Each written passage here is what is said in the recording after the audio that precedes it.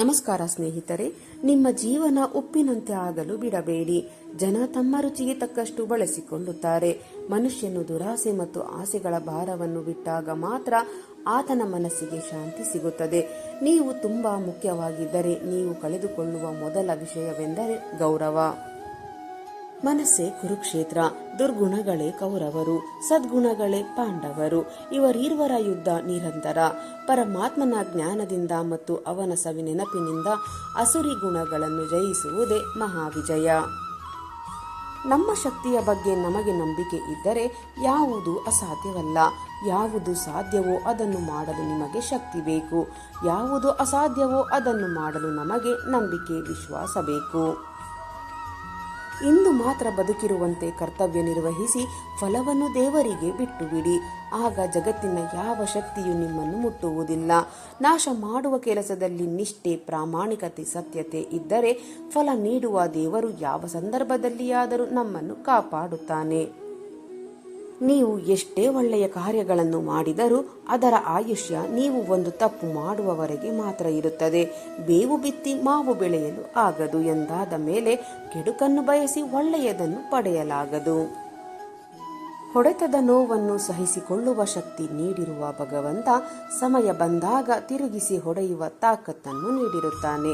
ಯಶಸ್ವಿ ಜೀವನವನ್ನು ನಡೆಸಬೇಕೆಂದರೆ ಎಲ್ಲಿ ತಪ್ಪು ಮಾಡುತ್ತೇವೆ ಎಂಬ ಭಯವನ್ನು ಮೊದಲು ಬಿಡಬೇಕು. ವೈರಿಗಳಿಂದ ಭಯವಾಗುವುದಿಲ್ಲ, ಯಾಕೆಂದರೆ ಅವರು ಎದುರಿನಿಂದ ದಾಳಿ ಮಾಡುತ್ತಾರೆ. ಆದರೆ ನಮ್ಮವರು ಎಂದುಕೊಂಡವರೇ ಹಿಂದಿನಿಂದ ಚೂರಿ ಹಾಕುವುದು. ಹಣದಿಂದ ಬರುವ ಗೌರವ ದೀಪದ ಬೆಳಕಿನಂತೆ, ದೀಪದ ಎಣ್ಣೆ ಇರುವವರೆಗೆ ಮಾತ್ರ. ಒಳ್ಳೆಯತನಕ್ಕೆ ಇರುವ ಗೌರವ ಸೂರ್ಯನಂತೆ, ಸೃಷ್ಟಿ ಇರುವವರೆಗೆ ಬೆಳಗುತ್ತದೆ. ಮೂರ್ಖರ ಸಂತೆಯಲ್ಲಿ ಮೌನವಾಗಿರಬೇಕು, ಬುದ್ಧಿವಂತರ ಸಂತೆಯಲ್ಲಿ ಬುದ್ಧನಂತಿರಬೇಕು. ಸಂಬಂಧಿಕರ ಜೊತೆ ಸಂಸ್ಕಾರದಿಂದ ಇರಬೇಕು. ಹೀಗೆ ಮಿಂಚಿ ಒಂದು ದಿನ ಮರೆಯಾಗಿ ಬಿಡಬೇಕು. ಆ ಮಿಂಚನ್ನು ಪ್ರಪಂಚವೇ ಬೆರಗಾಗಿ ನೋಡಬೇಕು. ಭಗವಂತನು ವರವನ್ನಾಗಲಿ ಶಾಪವನ್ನಾಗಲಿ ಕೊಡುವುದಿಲ್ಲ, ಆದರೆ ಅವಕಾಶಗಳನ್ನು ಮಾತ್ರ ಕೊಡುತ್ತಾನೆ. ಅವುಗಳನ್ನು ವರವನ್ನಾಗಿ ಅಥವಾ ಶಾಪವನ್ನಾಗಿ ಮಾಡಿಕೊಳ್ಳುವುದು ನಮ್ಮ ಕೈಯಲ್ಲಿರುತ್ತದೆ. ಬಯಸದೆ ಬರುವ ನೋವು ನಿಮ್ಮ ದಿಕ್ಕಿನಲ್ಲಿ ದಿಕ್ಕನ್ನೇ ಬದಲಾಯಿಸಿ ಬಿಡುತ್ತದೆ. ಕಟುಕರಿಗೆ ಕನಿಕರ ತೋರಿಸಬಾರದು, ಅಯೋಗ್ಯರಿಗೆ ಸಹಾಯ ಮಾಡಬಾರದು, ಸಹಾಯ ಮಾಡಿದವರನ್ನು ಎಂದಿಗೂ ಮರೆಯಬಾರದು, ನಮಗೆ ಬೆಲೆ ಕೊಡದವರ ಸನಿಹ ಇರಬಾರದು. ಮಾತು ತಪ್ಪಿದವರನ್ನು ಮತ್ತೆ ನಂಬಬಾರದು, ಇತರರ ತಪ್ಪನ್ನು ಹುಡುಕಲು ಹೋಗಬಾರದು. ಪರದೋಷಣೆ, ಪರಹಿಂಸೆಗಳಲ್ಲಿ ತೊಡಗಬೇಡಿ. ಯಾರ ವಿಷಯದಲ್ಲೂ ಅಪಪ್ರಚಾರ ಮಾಡಬೇಡಿ. ಯಾರನ್ನು ಕುರಿತು ಹೊಟ್ಟೆಕಿಚ್ಚು ಪಡಬೇಡಿ. ಸದಾ ಪ್ರಸನ್ನ ಚಿತ್ತದಿಂದಿರಲು, ಮಧುರವಾಗಿ ಮಾತನಾಡಲು ಪ್ರಯತ್ನಿಸಿ. ನಿಮ್ಮ ಸಂಭಾಷಣೆಯಲ್ಲಿ ದೈವಶ್ರದ್ಧೆ, ವಿನಯ ತುಂಬಿರಲಿ.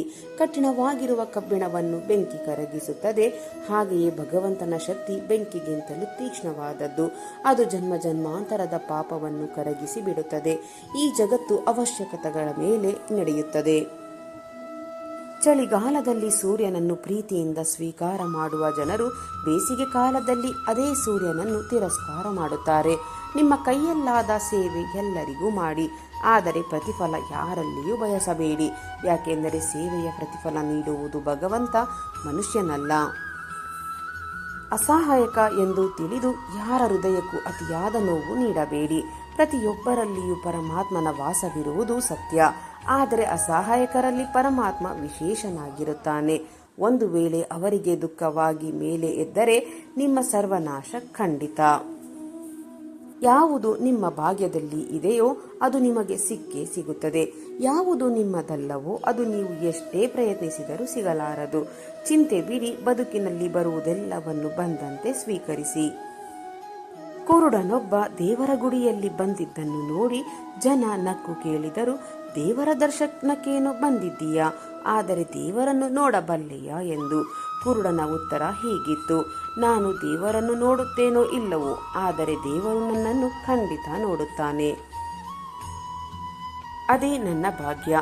ದುಃಖ ನಮ್ಮನ್ನು ಹಿಂತಿರುಗಿ ನೋಡುವಂತೆ ಮಾಡುತ್ತದೆ, ಆತಂಕ ಸುತ್ತ ನೋಡುವಂತೆ ಮಾಡುತ್ತದೆ, ಆದರೆ ಭರವಸೆ ಮಾತ್ರ ಯಾವಾಗಲೂ ಮುಂದೆ ನೋಡುವಂತೆ ಮಾಡುತ್ತದೆ. ಸಮಯ ನಮ್ಮನ್ನು ಎಷ್ಟು ಕಾಡಿಸುತ್ತೆ ಅಷ್ಟೇ ಉತ್ತಮ ಫಲವನ್ನು ಕೊಡುತ್ತದೆ. ನಿಮ್ಮ ಅವನತಿಗೆ ಮತ್ತು ಉದ್ಧಾರಕ್ಕೆ ನಿಮ್ಮ ಮನಸ್ಸೇ ಕಾರಣ. ನಿಮ್ಮ ಮನಸ್ಸಿಗೆ ನೀವು ಮಾಲೀಕನಾದರೆ ಉದ್ಧಾರ ಆಗುವಿರಿ ಮತ್ತು ಉದ್ಧಾರಕ್ಕೆ ನಿಮ್ಮ ಮನಸ್ಸೇ ಕಾರಣ. ನಿಮ್ಮ ಮನಸ್ಸಿಗೆ ನೀವು ಮಾಲೀಕನಾದರೆ ಉದ್ಧಾರ ಆಗುವಿರಿ ಮತ್ತು ನಿಮ್ಮ ಮನಸ್ಸಿಗೆ ನೀವು ದಾಸನಾದರೆ ಅವನತಿ ಹೊಂದುವಿರಿ.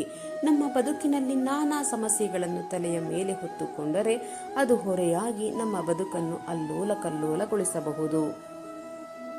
ಆದ್ದರಿಂದ ಆದಷ್ಟು ನಮ್ಮ ಸಮಸ್ಯೆಗಳನ್ನು ಕಾಲಡಿಕೆರವಿ ತಲೆಯೊಳಗಿನ ಹೊರೆಯನ್ನಿಳಿಸಬೇಕು. ಕಾಮನ ಬಿಲ್ಲು ಒಂದೇ ಸಮನೆ 7 ಬಣ್ಣವನ್ನು ತೋರಿಸುತ್ತದೆ. ಆದರೆ ಮಾನವನು ತನ್ನ ಅವಶ್ಯಕತೆಗನುಸಾರವಾಗಿ ಸಮಯಕ್ಕೊಂದು ಬಣ್ಣವನ್ನು ಬದಲಾಯಿಸುವನು. ನಾವು ಕೇವಲ ಆಶಾವಾದದ ಪರಿಕಲ್ಪನೆಯನ್ನು ಇಟ್ಟುಕೊಂಡು ಪರಿಪೂರ್ಣತೆಯನ್ನು ಸಾಧಿಸಲು ಸಾಧ್ಯವಿಲ್ಲ. ಸಂಪೂರ್ಣವಾಗಿ ನಾವು ಬದುಕಿನಲ್ಲಿ ಪರಿಪೂರ್ಣತೆ ಸಾಧಿಸಲು ವೈರಾಗ್ಯದ ಮನೋಭಾವವನ್ನೊಳಗೊಂಡ ಆಧ್ಯಾತ್ಮದ ಚಿಂತನೆಗಳು ಅತ್ಯಗತ್ಯ. ಮುಂದೆ ಮುತ್ತಿನಂತೆ ಮಾತನಾಡಿ ಹಿಂದೆ ಬೆಂಕಿ ಹಚ್ಚುವ ಜನರ ಬಗ್ಗೆ ತಲೆಕೆಡಿಸಿಕೊಳ್ಳಬೇಡಿ. ನಂಬಿಕೆ ಇಲ್ಲವಾದರೆ ಸಂಬಂಧಗಳು ಉಳಿಯುವುದಿಲ್ಲ. ಆತುರದ ನಿರ್ಧಾರ ಬದುಕನ್ನು ಬೆಂಕಿಗೆ ತಳ್ಳುತ್ತದೆ. ಅರಿತು ಮಾಡುವ ನಿರ್ಧಾರ ಬದುಕಿಗೆ ಬೆಳಕನ್ನು ತೋರಿಸುತ್ತದೆ. ನಂಬಿಕೆ, ತಾಳ್ಮೆ ನಿಮ್ಮಲ್ಲಿ ಇದ್ದರೆ ಅದರ ಫಲ ಮುಂದೊಂದು ದಿನ ಸಿಹಿಯನ್ನೇ ನೀಡುತ್ತದೆ. ನಿಮ್ಮ ಗುರಿ ನಿಮಗೆ ಮುಖ್ಯವಾಗಿದ್ದರೆ ನಿಮ್ಮನ್ನು ಬೇರೆಯವರು ಹೇಗೆ ನೋಡುತ್ತಾರೆ ಎನ್ನುವುದು ಮುಖ್ಯವಲ್ಲ, ನಿಮ್ಮನ್ನು ನೀವು ಹೇಗೆ ನೋಡುತ್ತೀರಾ ಎನ್ನುವುದೇ ಮುಖ್ಯ. ಮರಕ್ಕೆ ಬೇರು ಎಷ್ಟು ಮುಖ್ಯವೋ ಹಾಗೆ ಮನುಷ್ಯನಿಗೆ ನಂಬಿಕೆಯೂ ಕೂಡ ಅಷ್ಟೇ ಮುಖ್ಯ. ಬೇರು ಇಲ್ಲವಾದರೆ ಮರ ಉಳಿಯುವುದಿಲ್ಲ. ಜೀವನವೆಂದರೆ ಬಗೆಹರಿಸಬೇಕಾದ ಸಮಸ್ಯೆ ಅಲ್ಲ, ಅನುಭವಿಸಬೇಕಾದ ವಾಸ್ತವ. ಮನಸ್ಸಿನ ಸಂತೃಪ್ತಿಗೋಸ್ಕರವಾದರೂ ಒಳ್ಳೆಯ ಕೆಲಸ ಮಾಡುತ್ತಿರಬೇಕು. ಜನರು ಅದನ್ನು ಗುರುತಿಸುತ್ತಾರೋ ಇಲ್ಲವೋ ಎಂಬುದರ ಕಡೆಗೆ ಗಮನ ಕೊಡಬಾರದು. ಯಾಕೆಂದರೆ ಜನರು ದೇವರಲ್ಲೂ ದೋಷವನ್ನು ಹುಡುಕುತ್ತಾರೆ. ಗೆಲ್ಲುವ ಸೈನಿಕನೆಂದರೆ ಸಮಯ ಮತ್ತು ಸಹನೆ. ಸಹಿಸಿಕೊಳ್ಳುವವರಿಗೆ ತಾಳ್ಮೆ ಇದ್ದು ಬಿಟ್ಟರೆ ದುಃಖ ನೀಡುವವರು ಇದ್ದರೂ ಸತ್ತಂತೆ. ಅಂದ ಮತ್ತು ಆನಂದ ಬೇರೆಯಲ್ಲೂ ಇರುವುದಿಲ್ಲ, ನಿಮ್ಮೊಳಗೆ ಇರುತ್ತದೆ, ಮತ್ತೆಲ್ಲೂ ಹುಡುಕಬೇಡಿ. 4 ಜನಕ್ಕೆ ಸಹಾಯ ಮಾಡುವ ಗುಣ ನಿಮ್ಮಲ್ಲಿದ್ದರೆ ನೀವು ಯಾವ ದೇವಾಲಯಕ್ಕೂ ಹೋಗಬೇಕಾದ ಅವಶ್ಯಕತೆಯೇ ಇಲ್ಲ. ದೇವರೇ ನಿಮ್ಮನ್ನು ಹುಡುಕುತ್ತಾ ಮನೆಗೆ ಬರುವನು. ದುಡಿಮೆಗಾಗಿ ಯಾರ ಹತ್ತಿರ ಬೇಕಾದರೂ ಬೇಡಿ, ಆದರೆ ನೀವು ಹಸಿದರೂ ಸರಿಯೇ, ದುಡ್ಡಿಗಾಗಿ ಯಾರ ಹತ್ತಿರವೂ ಬೇಡಬೇಡಿ. ಹಿಂಡಿದ ಹಾಲು ತಕ್ಷಣವೇ ಮೊಸರಾಗದಂತೆ ಇಂದು ಮಾಡಿದ ಪಾಪ ಕೃತ್ಯಗಳ ಫಲದ ಕ್ಷಣಕ್ಕೆ ಅನುಭವಕ್ಕೆ ಬರದಿರಬಹುದು.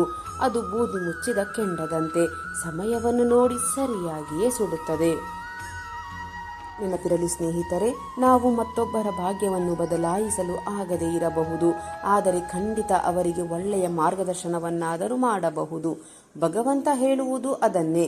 ಅವಕಾಶ ಸಿಕ್ಕಾಗ ಸ್ವಾರ್ಥಿಗಳಾಗಬೇಡಿ, ಸಾರಥಿಗಳಾಗಿ.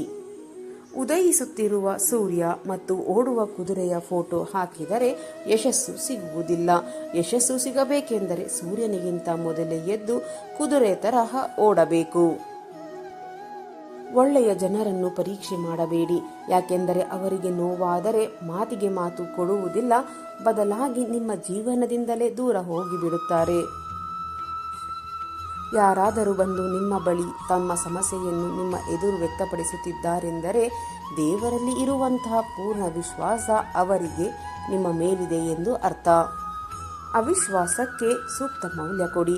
ಸತ್ಯದ ದಾರಿಯಲ್ಲಿಯೇ ಹೋಗಿ. ನೀವು ನಡೆಯುವಾಗ ಪಾತಾಳಕ್ಕೆ ಬಿದ್ದರೂ ಮೇಲೆತ್ತಲು ಆ ಭಗವಂತ ಖಂಡಿತ ಬಂದೇ ಬರುತ್ತಾನೆ. ಸ್ನೇಹಿತರೆ, ಇಂದಿನ ಈ ನನ್ನ ವಿಡಿಯೋ ನಿಮ್ಮ ಮನಸ್ಸಿಗೆ ಸ್ವಲ್ಪವಾದರೂ ಪ್ರೇರಣೆ ನೀಡಿದರೆ ವಿಡಿಯೋಗೆ ಒಂದು ಲೈಕ್ ಮಾಡಿ, ಶೇರ್ ಮಾಡಿ. ನಿಮ್ಮ ಅಭಿಪ್ರಾಯವನ್ನು ಕಮೆಂಟ್ ಬಾಕ್ಸ್ನಲ್ಲಿ ಹಂಚಿಕೊಳ್ಳಿ. ನನ್ನ ಪ್ರಯತ್ನ ನಿಮಗೆ ಇಷ್ಟವಾಗಿದ್ದರೆ ದಯವಿಟ್ಟು ಈಗಲೇ ನನ್ನ ಚಾನಲನ್ನು ಸಬ್ಸ್ಕ್ರೈಬ್ ಮಾಡಿಕೊಳ್ಳಿ. ಮತ್ತೆ ಮುಂದಿನ ವಿಡಿಯೋದಲ್ಲಿ ಇದೇ ರೀತಿಯ ಹೊಸ ಮೋಟಿವೇಶನಲ್ ಮಾಹಿತಿಯೊಂದಿಗೆ ಭೇಟಿಯಾಗೋಣ. ಅಲ್ಲಿಯವರೆಗೆ ಸಕಾರಾತ್ಮಕವಾಗಿ ಯೋಚಿಸಿ ಸಂತೋಷವಾಗಿ ಬಾಳಿರಿ. ಧನ್ಯವಾದಗಳು.